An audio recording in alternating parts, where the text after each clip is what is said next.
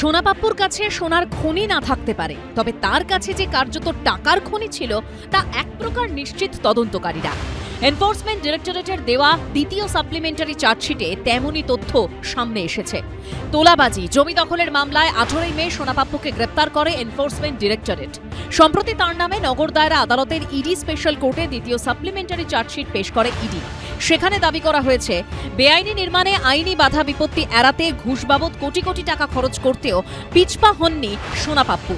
তাকে নিয়ে ইডির তরফে দাবি করা হয়েছে 2022 সালের 23 নভেম্বর পর্যন্ত 19 কোটি 49 লক্ষ টাকা খরচ করেছে সোনাপাপ্পু, যার মধ্যে শুধুমাত্র ঘুষ হিসাবে দিয়েছে 3 কোটি 41 লক্ষ 51 হাজার টাকা, যাতে বেআইনি নির্মাণের কাজ চলাকালীন যে কোনো রকমের আইনি ঝঞ্ঝাট এড়ানো যায়।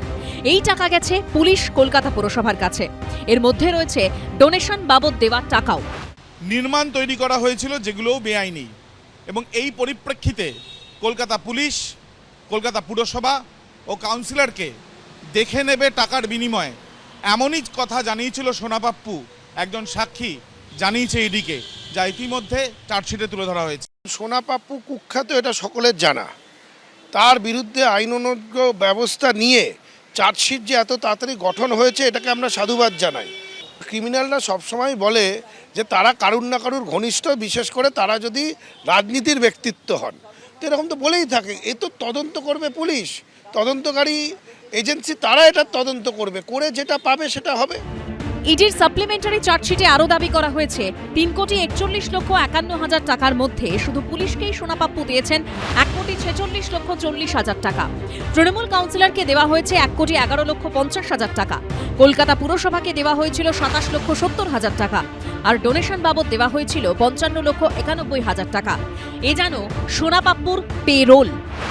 ইডির চার্জশিটে তুলে ধরা হয়েছে এক সাক্ষীর বয়ান, যেখানে এক ব্যক্তি যিনি সাক্ষী তিনি জানাচ্ছেন যে সোনাপাপ্পু তাকে জানিয়েছে যে সে তৎকালীন শাসক দল তৃণমূল কংগ্রেসের সদস্য, তৎকালীন প্রাক্তন মন্ত্রী এবং বর্তমান বিধায়ক জাভেদ খান ও প্রাক্তন বিধায়ক দেবাশিস কুমারের ঘনিষ্ঠ, এবং সেই জন্যই সে সমস্ত বিষয় দেখে নেবে। কসবায় সোনাপাপ্পু তৃণমূল আশ্রিত ছিল না, তৃণমূল সোনাপাপ্পু আশ্রিত ছিল একটা সময়ের পরে। জাভেদ খান থেকে শুরু করে দেবাশিস কুমার থেকে শুরু করে যে নামগুলো শোনা যাচ্ছে সঠিকভাবেই শোনা যাচ্ছে, তারা সবাই তখন ভালো তৃণমূল হয়ে গেছে, তারা সবাই তখন বিজেপি আশ্রিত তৃণমূল হয়ে গেছে। সুতরাং এই যাবতীয় চার্জশিট এই সোনাপাপ্পু আর শান্তনুতে এসে থেমে যাবে। এই সময় 91 নম্বর ওয়ার্ডে 5টা ইললিগাল কনস্ট্রাকশন সোনাপাপ্পুর লোকেরা এই সময় চালিয়ে যাচ্ছে, রাজ্যের এখন বিজেপি সরকার তাও। সুতরাং এরকমভাবে যদি ক্রিমিনালরা 15 বছর ধরে এই কাজগুলো করার পরে এখন রাতারাতি ভালো তৃণমূল হয়ে যায়, তাহলে মানুষ কোথায় যাবে? শুধু বিপুল টাকা ঘুষ হিসেবে দেওয়াই নয়, ইডির সাপ্লিমেন্টারি চার্জশিটে আরও যে দাবি করা হয়েছে তা হলো প্রভাবশালীদের নাম নিয়ে আশ্বাস দিতেন সোনাপাপ্পু। কোনো নথি ছাড়াই হস্তান্তর করা হয়েছে বেআইনিভাবে তৈরি হওয়া ফ্ল্যাট, বিক্রির সময় রেজিস্ট্রেশন পর্যন্ত করা হয়নি। দেবাশিস কুমার হোক বা অন্য কারো উনি কাছের হোক, এই সোনাপাপ্পু নামের মধ্যেই সোনা, সবাই সোনা মোনা করেই রাখতো তাকে।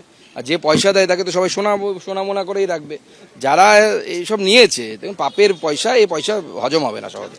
মুখ্যমন্ত্রী বলছেন 80 থেকে 90টা বেআইনি কনস্ট্রাকশন এক ব্যক্তি করেছেন এবং তার ছেলে।